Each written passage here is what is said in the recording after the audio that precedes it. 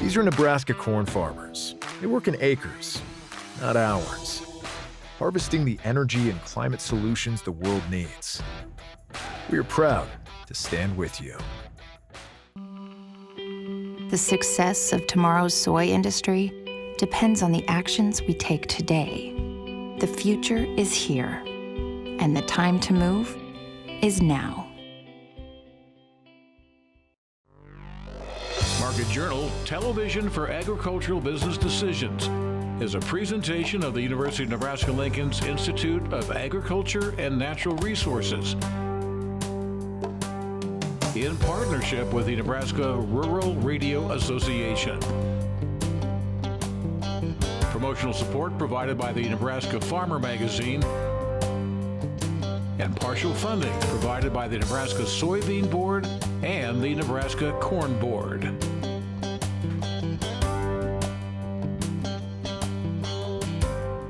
Well, hi everyone, I'm Bryce Duskett, and thank you very much for joining us today on Market Journal. We are still dealing with some of those bitter winter weather conditions, but hang in there, folks.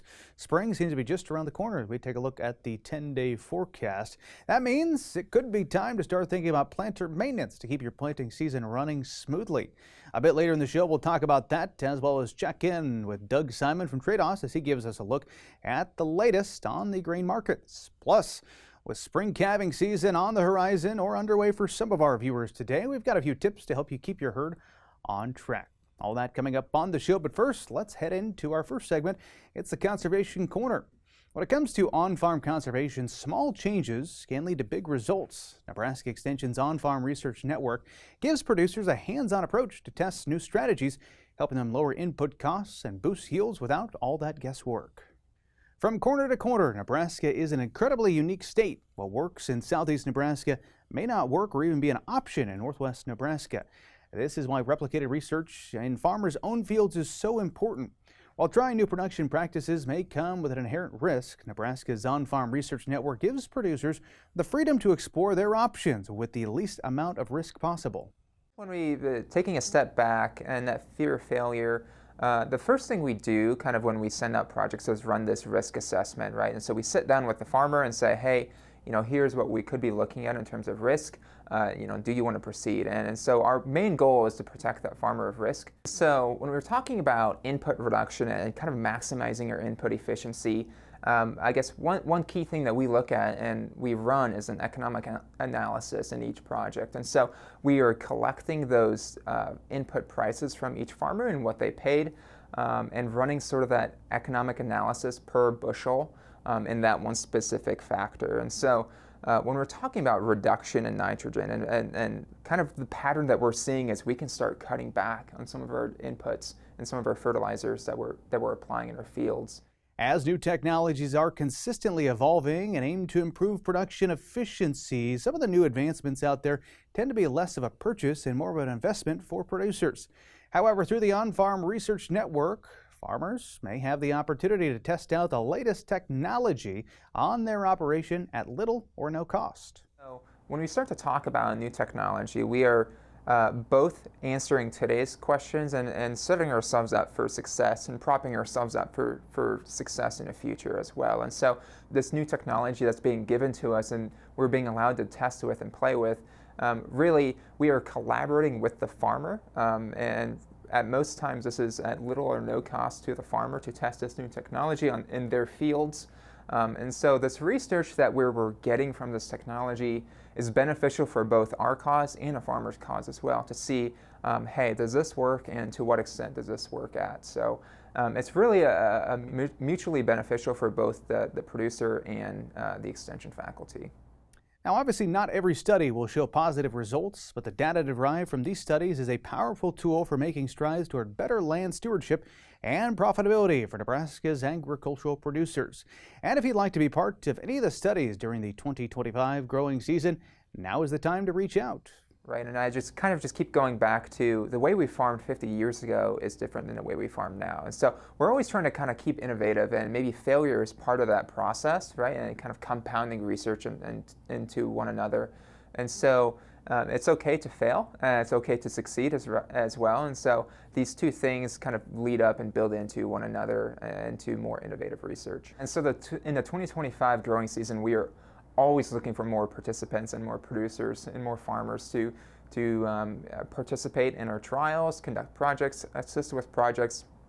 And so this involves both your questions, and we are also seeking out growers and participants in some of our own questions as well. If you want to dive a bit deeper into the On-Farm Research Network and see what producers learned in 2024, Nebraska Extension has you covered. A series of on-farm research result meetings are coming up, giving you the chance to hear directly from those experts and discuss their latest findings. Here's where you can attend. February 25th at the Buffalo County Extension office, February 27th in Alliance, and March 4th at the Holiday Inn Express in Beatrice, Nebraska. Now, all these events are free to attend and lunch is included, but they are asking you to register in advance. To sign up, head on over to the Market Journal homepage, where we've dropped a direct link to register along with this story. Well, up next, spring calving is kicking off across the Cornhusker State, and you know that every calf counts. But when calving troubles do arise, knowing when to step in and when to call the vet can make all the difference. Market Journal's Mike Straub takes a closer look at how to handle some of those difficult calving situations to keep your calving season running smoothly. Although calving season is dedicated to a specific time of year, preparation for calving is year-long, making sure everything from supplies to a clean birthing pen are in order. So the biggest thing for when calving season comes is, even though it's going to be happening right now, the preparation really started. It really goes year round, honestly. And so I think the biggest thing for the immediate time frame would be to make sure that your calving kit is ready to go. So that would include the supplies that you would want to have. That would be anything from, if you have the chains and the handles, if you use a calf puller, but then also to where you're going to calve. So making sure that your calving pen is clean and ready to go. And that if you have any, if you have any other lots and things that they're going to be in, that all of those pins are ready to go through for the calving season. Labor can be divided into 3 stages: preparation, delivery of calf, and delivery of placenta.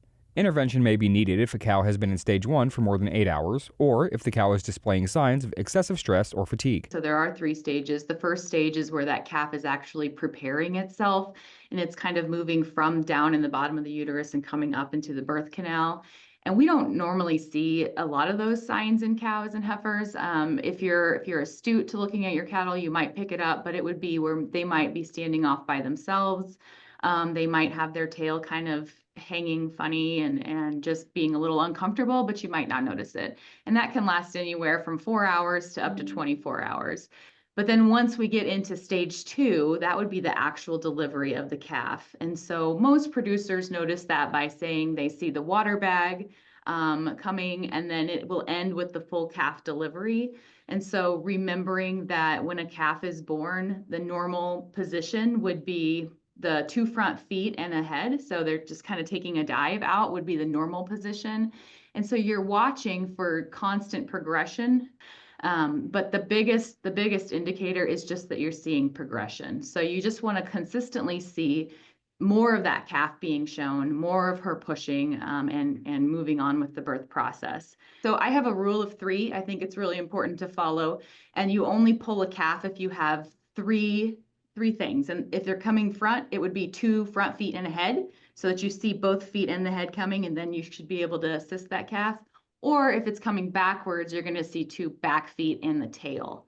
So those are little indicators that if that calf is coming in a different direction, if you don't see those things just when you're visually looking at them out in the lot or the pasture, then that might be something that you want to go in and check. Another sign too would definitely be if the cow or the heifer is actively pushing, but then she just quits. And so exhaustion can definitely be a sign. That can happen by multiple things, but we might see that more in heifers too. If they're just, they're a little unaware of what's going on, they need a little bit more time to figure it out. And then also they probably need to be watched a little closer. So if you just see any of those things that are taking longer than normal, or you just, bottom line is if you feel like something is off, then that would be where I would be going to intervene. Most cattle deliver calves without complication. However, difficult calving may occur. Reviewing what normal deliveries look like and understanding when to call a veterinarian can help ensure the health of a cow and calf. If it's something that you are comfortable handling, but then you get in there and it's taking too long, then that would also be a good time to call for help. I think everyone has their own parameters and everyone's situation is different. But I like to set, again, with just like giving yourself a certain amount of time.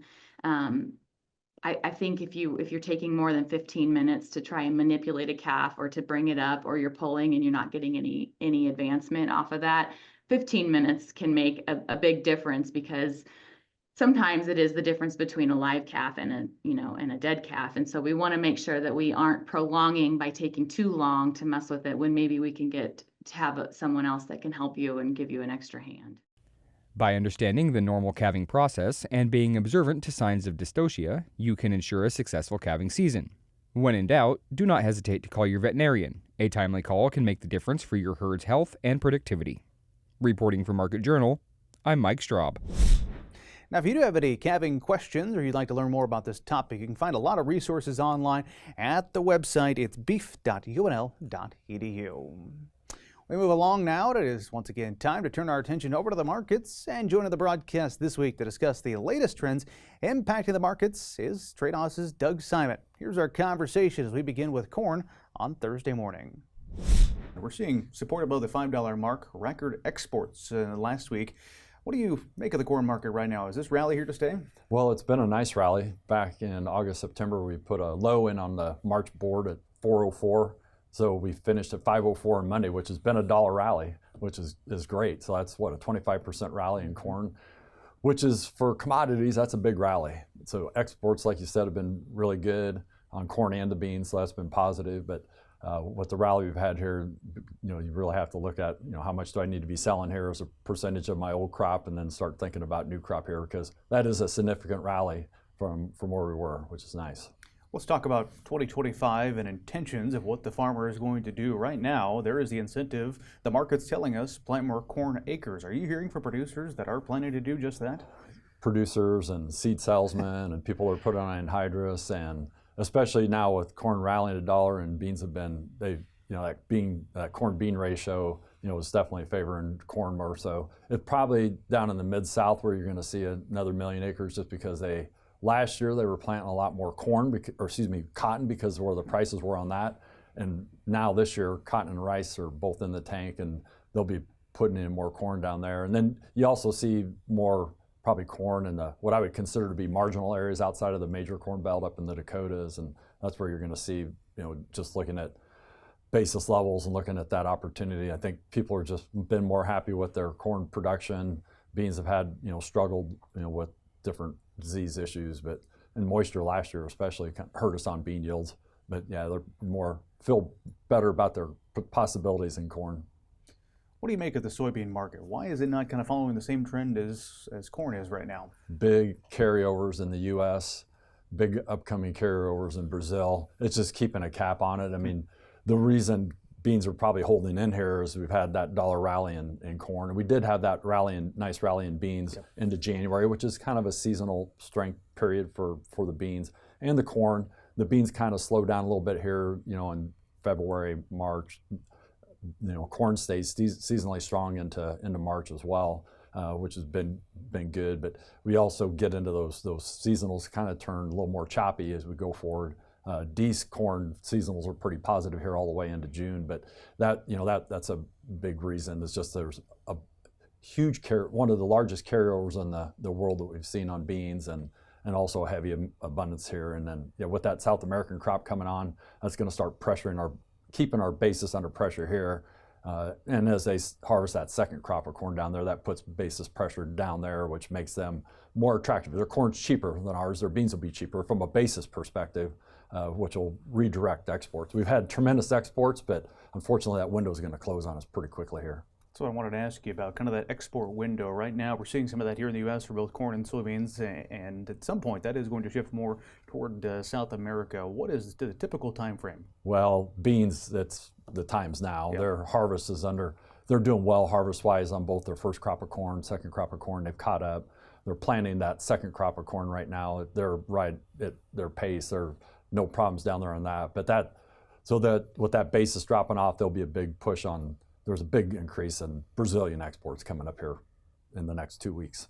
All right, let's talk back 2025 growing season for U.S. producers. Coming up pretty quickly is the decision between ARC and PLC. We talked about that with Brad Lubin on the show last week, but what's your take from a grain marketing perspective, what producers need to be thinking about? Right. You wonder how that's going to create a floor for you under your crop. And the PLC levels and the ARC levels they've changed this year because the ARC is based on Olympic average of your prices and an Olympic average of yields. Actually, revenue you're seeing on that corn and beans both are more attractive than on the PLC side of it. The PLC side is just a price, but when you look at that price on the ARC and you take the price deduction on it, it's like around 436 and corn's 424, I think, on the PLC, if I remember those numbers correctly. But the bean side of it, that ARC number is quite a bit higher than the PLC. So I find it much more attractive too in areas where you're non-irrigated. You're going to have more yield volatility, and you really need those payments in years when you have lower production, and that ARC would probably come in and pay out. Now there's going to be a cap on the guaranteed revenue on corn, for example. It's about $1,000, so the payments would be capped out on the ARC there. The PLC is going to give you deeper coverage going all the way down to the loan rate. There's almost a $2 range in there that they would give you support, but if we go that low, that's going to be pretty ugly. Good stuff there with Doug. Do want to let you know that we had an extended conversation where we dove a little bit deeper into some of the considerations around crop insurance for 2025, and I quizzed him his thoughts on soybean demand, if enough is out there to meet the current supply. You can view that bonus conversation by simply heading over to the Market Journal YouTube page. Farming is not just a job, you know this. It's a legacy passed down through generations. It's a way of life built on hard work, tradition, and family. But when it comes time to change, to hand over the reins, different perspectives often mean different management, innovation, and the future of the farm can sometimes cause tension. If you want to smooth out the transition process and keep that operation thriving for generations to come, I want to invite you to check out the February issue of the Nebraska Farmer. There you'll find insights on navigating farm succession the right way. It is now time for our weather update with our chief meteorologist here on Market Journal. That is Eric Hunt. Eric, it's been a rough week. As I mentioned, first the snow and then the bitter cold snap, but I'm seeing some temperatures as we turn to the week ahead, climbing back into the 50s, even 60s in some places. Tell us what you're tracking as you turn to the week ahead. Well, thanks, Bryce. More of that historic cold here in a little bit. You're definitely correct about the warmer temperatures, though. You'll have ridging moving into the western and central portion of the United States as we head toward the early portion of this next week. Combined with some downsloping westerly winds, that's going to bring much warmer temperatures by early this next week. I think by Tuesday, most of the entire state should be at least in the upper 50s. Probably actually most of us should be in the low 60s by Tuesday. There's a pretty good chance of getting into the low to mid 60s, maybe even upper 60s across portions of western Nebraska on Monday. So much warmer weather than we had earlier this week. Matter of fact, there was a possibility that portions of central Nebraska could be almost 100 degrees warmer than what they were early on Thursday morning by next Monday or Tuesday afternoon. In terms of precipitation, we are looking at a little cold front moving through the state on Tuesday night and Wednesday, so that will bring a chance of precip for most of us. Best chance of picking up anything meaningful will be across the eastern portion of the state, and I do think there is a chance that this could leave the entire state high and dry. In terms of outlook for the temperatures, we are looking at temperatures being relatively warm for the entire area, finishing out the month of February, and I think maybe even early March is indicated being a little bit warmer here across the high plains.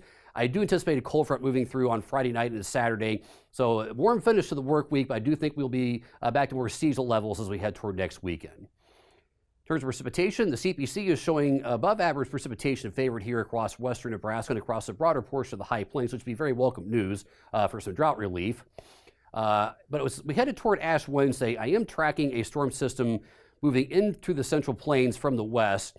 Now again, this is quite a ways out, but the fact this is already showing up this well in the ensembles does give me some confidence that we may be looking at a pretty good chance of rain and or snow across the state and a lot of this region as we head toward Ash Wednesday. Something to kind of keep an eye on as we head toward the early portion of March. This above average precipitation signal is showing up here in the extended model of the extended forecast for the European model is showing above average precipitation across basically most of eastern Nebraska heading into Iowa, Illinois, Minnesota, and Wisconsin. And as we head a little bit deeper into March, the European model is favoring troughing across the broader portion of the northern half of the North American continent. This is not a pattern that to me is screaming blockbuster snowstorms, but this definitely would be a pattern that does talk about some colder temperatures coming back for us here in the middle of March. Speaking of cold temperatures, we had very, very cold high temperatures on Tuesday and Wednesday. And on Tuesday, we had sub-zero highs for pretty much the entire state except for the far east. And for southwestern and south central Nebraska, this is basically the latest we've ever had sub-zero high temperatures. Very cold nights, Wednesday and Thursday morning were very, very cold across the entire state. We did have a couple of places that did get to 30 below or colder. Coldest place I could find was 32 below at the Murta-Mesonet site near Broken Bow. Broken Bow Airport also managed to get 32 below on Thursday morning. This also is very hard on the cattle. So if we look at the cattle comfort index, we got into the extreme danger range across a lot of central Nebraska and pretty much everywhere else in the state. We spent several hours in the extreme range for cattle comfort. We did at least pick up some snowfall, though, which was not particularly high in water content, but it was nice to see some snow across portions of western Nebraska to cover up some of the winter wheat, keep that covered before we had some of these extreme cold temperatures. Drought monitor did see some improvement here across portions of southeastern Nebraska, status quo everywhere else. And this is the temperature and precip roundup for the week ending February 15th, 2025. Back to you, Bryce. All right, sure do like those warm temperatures on the horizon, Eric. Thanks for that update. And speaking of warmth, now might be a good time in the coming week to pull out the planter and prepare it for the upcoming planting season. Market Journal's Bill Dodd is standing by with more on what you can do now to help avoid some of those planting headaches come this spring. It's almost time to get those planters out of the shop and into the fields. However, if you're practicing no-till farming, there are a few steps you can take before planting season arrives to help ensure that the process goes as smoothly as possible. According to Extension engineer Paul Yassa, there are 4 major factors that you should take into account when getting your planter geared up for planting. The first step is to ensure that residue won't be an issue when you get into the field. When it comes to cut or handle residue, some producers like to handle residue, putting a residue mover on, push it out of the way. Unfortunately, here in Nebraska, the wind blows, and some of that residue is going to blow back on the row. I'd rather just simply cut the residue. Corn planters today have double disc openers. We need to make sure those 2 disc openers are sharp, working together. And there's directions in the owner's manual how much blade contact they should have.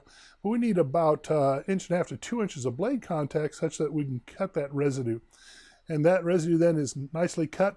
The good news is that seedling coming up will come up through that same slot you just cut to put the seed in the ground. Unfortunately, if we use residue movers, we push the residue off. Yes, the seed goes in the ground nicely, but if some residue blows back, there's no slice cut through that residue and the seedling has trouble coming up. So I like to cut the residue with the double disc opener.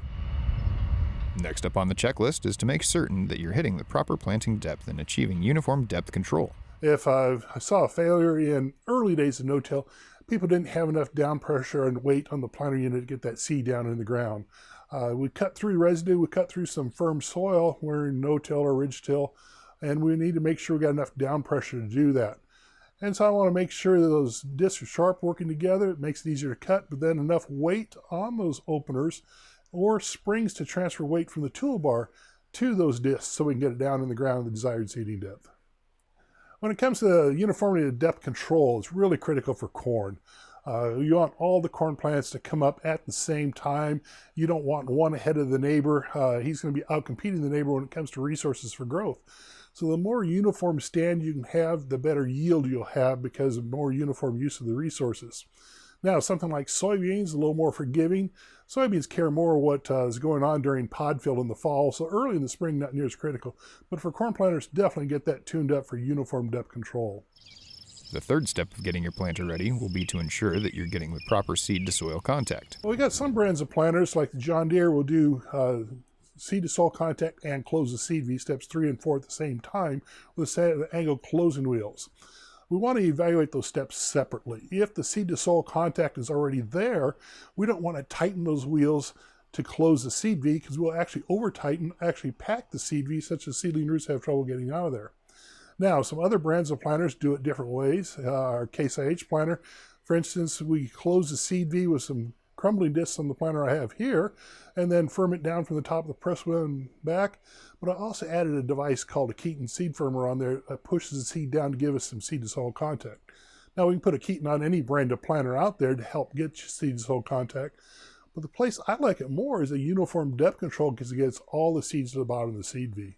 Step 4 is closing that seed V. And like I said, on the wheels that do both, like John Deere, Kinsey, White, don't over tighten if the seed to soil contact's already there. When it comes to closing the seed V, I want to make sure the tailstock of that planter is running level. Those angled wheels have a pinch to them then to bring the soil together.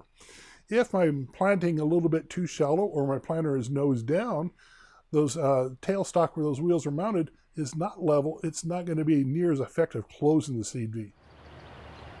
Once you're ready to roll, the only thing left to do is get the planter out and conduct a few tests running on the ground about 2 to 3 weeks before planting begins.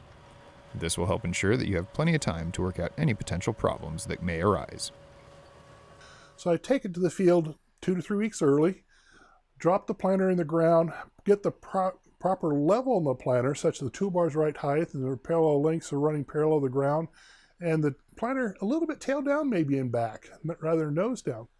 Then do what I call blind planting, just drive forward a little ways, stop with the planter in the ground, and then go check my depth gauge wheels. If I'm truly gauging planting depth, they'll be firm contact with the ground. So just take a hold of them and try to rotate them. Now, if I can rotate it, spin it freely, it means I need more down pressure. I either tighten the springs or increase the air if you got airbags, or just physically add weight. We got sand and insecticide hopper on this planter just to make sure the planter gets down in the ground. Now, conversely, if I take a hold of those wheels and I can't budge them a bit, they are too firm in contact with the ground, they'll actually be packing the soil down around the seed V. We're going to have trouble getting seedling roots out of there. With spring right around the corner, now is the time to ensure that your planter is ready to roll when planting conditions are optimal. Following these steps could save you a headache or two down the road. Reporting for Market Journal, I'm Bill Dodd. Now, more information on preparing your planter and proper maintenance can be found online at the website. It's cropwatch.unl.edu. That is just about all the time we have for this week's show. I want to let you know that next week we'll be bringing you exclusive content from the annual Women in Agriculture Conference. We hope to see you next time. But until then, I'm Bryce Duskett as we wish you a safe and productive week. Finally, I mentioned those brutal temperatures over the past week. Of course, our livestock producers still out there braving those temperatures, and we want to wrap up this week's show with a little bit of a thank you to them. Some of their photos they were kind enough to share with us this week.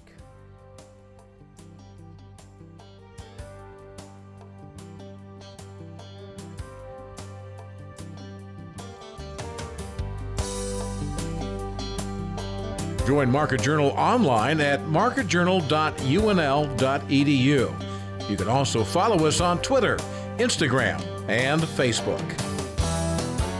Promotional support is provided by the Nebraska Farmer Magazine.